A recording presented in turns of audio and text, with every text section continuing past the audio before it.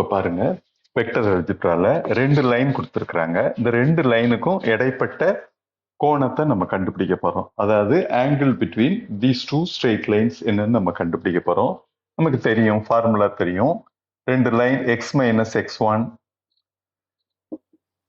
y minus y1 பை b1 z minus z1 by c1 இது ஒரு லைன்.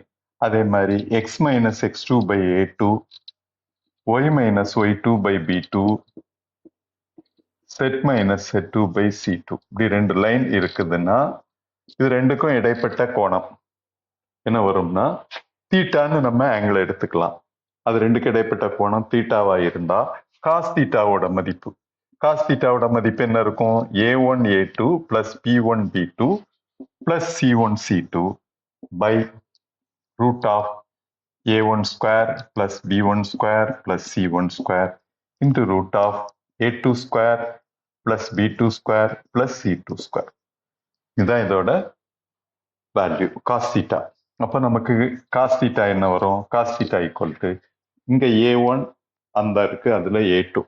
அப்போ 4 into 2 plus அடுத்தது 4 into 1 plus 2 into 2 by root of இதை ஸ்கொயர் பண்ணா 4 square plus 4 square plus 2 square into root of 2 square plus 1 square plus 2 square. So இதோட மதிப்பு என்ன வரும்னா 8 4 12 4 16 by root of இதுல 4 ஸ்கொயருங்கும்போது 16 plus 16 plus 4 root of 36 into root of 9. அப்போ answer என்ன வரும்?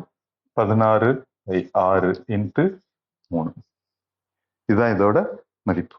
ஸோ இதை நம்ம கேன்சல் பண்ணணும்னா பண்ணிக்கலாம். அப்போ 8/9 இதுதான் காஸ் தீட்டாவோட மதிப்பு. காஸ் தீட்டா ஈக்குவல் டு இப்படி போட்டுக்கலாம். அப்படி இல்லைன்னா theta equal to cos inverse 8/9. இதுதான் இதோட மதிப்பு.